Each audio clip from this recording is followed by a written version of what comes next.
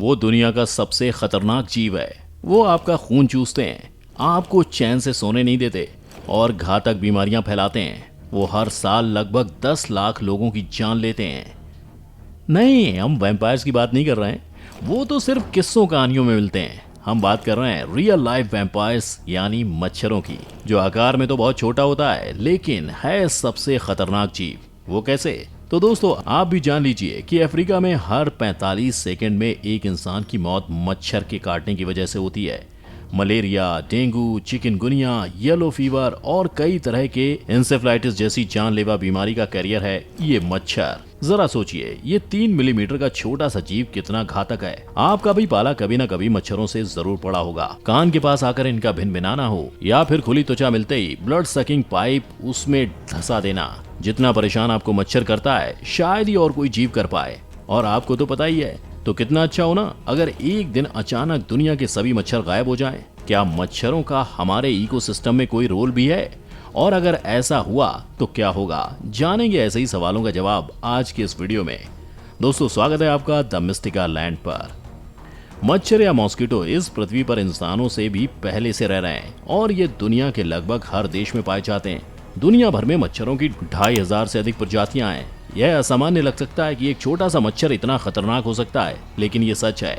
मच्छर मलेरिया, पीला बुखार और डेंगू वायरस जैसी बीमारियों को फैलाते हैं। दरअसल जब मच्छर हमें काटता है तो त्वचा का वो हिस्सा सुन करके वो अपनी प्रोबोसिस या सूंड को ह्यूमन बॉडी में इंजेक्ट करता है और जैसे ही ब्लड वेजल्स मिल जाता है वो ब्लड वेजल्स के अंदर अपना सलाइवा इंजेक्ट करता है, जिससे ब्लड की क्लॉटिंग प्रोबोसिस के आसपास ना हो, मतलब प्रोबोसिस के आसपास खून ना जमे। उसके बाद मच्छर खून चूसना शुरू करती है।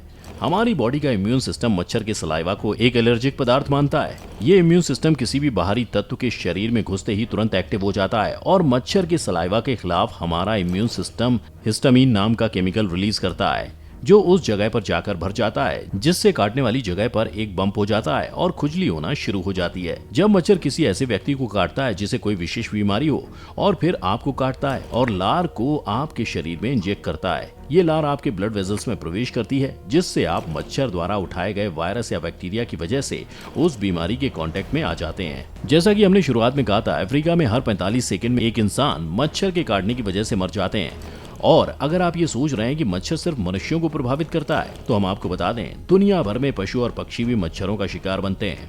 दोस्तों, हम में से कई लोगों को ये लगता है कि हमारा खून मच्छर के लिए खुराक है, लेकिन मच्छर हमारा खून नहीं बल्कि फल, फूलों और पेड़ पौधों का रस पीकर जिंदा रहते हैं और उनका मुख्य खाना इंसानों का खून नहीं होता। आप में से कई लोग ये जानते होंगे कि नर मच्छर हमें कभी नहीं काटते, सिर्फ मादा मच्छर ही इंसानों को काटती हैं। दरअसल इंसानों के खून में एक प्रोटीन होता है जो मादा मच्छर के अंडों के विकास के लिए जरूरी होता है। और अगर आपको भी मेरे जैसा लगता है कि मच्छर बाकियों के लिए नहीं बल्कि आपके आसपास ही मंडराते हैं और आपको ही काटते हैं, तो इसके पीछे भी एक साइंटिफिक कारण है। मच्छर अलग अलग इंसानों को एक सा नहीं काटते। कुछ लोगों की त्वचा से केमिकल्स जैसे कि लैक्टिक एसिड प्रोड्यूस होते हैं, जो मच्छरों को उनकी तरफ आकर्षित करते हैं। ऐसा भी पाया गया है कि मच्छर ओ ब्लड ग्रुप के लोगों को और ए और बी ब्लड ग्रुप के लोगों की तुलना में ज्यादा काटते हैं। हमारा शरीर कार्बन डाइऑक्साइड को रिलीज करता है क्योंकि एनर्जी बर्न होती है। मच्छर काटने से पहले लक्ष्य की पहचान करने के लिए इसी CO2 को इस्तेमाल करते हैं। हमारे लिए तो मच्छर के बिना जीने के बारे में सोचना नामुमकिन है, क्योंकि गंदगी और खुली नालियों के चलते मच्छर तो जैसे हमारे देश और हमारी जिंदगी का अटूट हिस्सा बन चुके हैं। लेकिन दुनिया में ऐसी भी जगह हैं जहां एक भी मच्छर नहीं पाया जाता। जी हाँ दोस्तों, इन जगहों पर आपको ओडोमॉस या गुड नाइट रिफिल पर पैसे खर्च करने की जरूरत नहीं पड़ती, क्योंकि ये जगह मॉस्किटो फ्री है। आइसलैंड एक ऐसा ही देश है, यहाँ मच्छर की एक भी ब्रीड नहीं पाई जाती। आइसलैंड नॉर्थ पोल के नजदीक है, जिसकी वजह से वहाँ काफी ज्यादा बर्फबारी होती है। मच्छर गर्म ट्रॉपिकल जगहों पर रहना ज्यादा पसंद करते हैं और आइसलैंड का ठंडा वेदर मच्छरों को पनपने नहीं देता। अब आप कहेंगे कि ऐसे तो कई बर्फीले और ठंडे इलाके हैं, तो वहाँ भी मच्छर नहीं होने चाहिए, तो सिर्फ आइसलैंड में ही मच्छर क्यों नहीं है? दरअसल मच्छर के लाइफ साइकिल में 4 स्टेजेस होती हैं: एग, लार्वा, प्यूपा और अडल्ट। एक अडल्ट नर मच्छर की लाइफ 1 से 1.5 हफ्ते तक होती है, जबकि मादा मच्छर 3 वीक तक जिंदा रहती है। ठंडी जगह पर लार्वा सर्दियां आने से पहले प्यूपा बन जाते हैं। बर्फ में प्यूपा जम जाते हैं और जब बर्फ पिघलती है तो प्यूपा एडल्ट मच्छर में तब्दील हो जाते हैं। और मेटिंग करके अपने शरीर में न्यूट्रिएंट्स जमा करते हैं ताकि वो अंडे दे सकें। ये सारे प्रोसेस को लगभग 1 वीक लगता है, लेकिन आइसलैंड में ये प्रोसेस कभी पूरा नहीं हो पाता क्योंकि वहाँ बची सर्दी में भी वेदर बदलने की वजह से बर्फ पिघल जाती है, जिससे प्यूपा में से एडल्ट मच्छर तो बन जाता है, लेकिन उन्हें अपने अंडे देने का टाइम नहीं मिलता क्योंकि जल्द ही फिर से पानी बर्फ बन जाता है। इसलिए मच्छर अपने अंडे पानी पर ही नहीं रख पाते हैं और वो आइसलैंड में नहीं पाए जाते हैं। अब जब लगभग सारी दुनिया ही मच्छरों की शिकार है, तो हमें इन खतरनाक इंसेक्ट से छुटकारा कैसे मिले? ऐसा कोई भी सीधा तरीका नहीं है जिससे हम इन मच्छरों से निजात पा सके। हालांकि कुछ सुझाव वैज्ञानिकों की तरफ से सामने आए हैं। पेस्टिसाइड्स और एरियल स्प्रेज मच्छरों को मारने का अच्छा तरीका है, लेकिन इससे भी सारी दुनिया के मच्छर नहीं मर पाएंगे।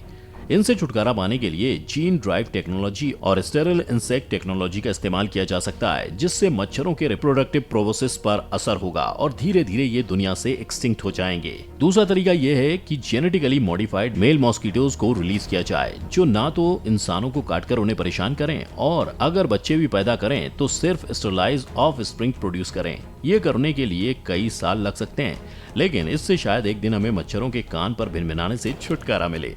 तो चलिए कुछ पल के लिए हम ये मान लेते हैं कि भविष्य में इनमें से कोई तरीका अपनाकर हम दुनिया के ये सारे मच्छर खत्म करने में कामयाब हो जाते हैं।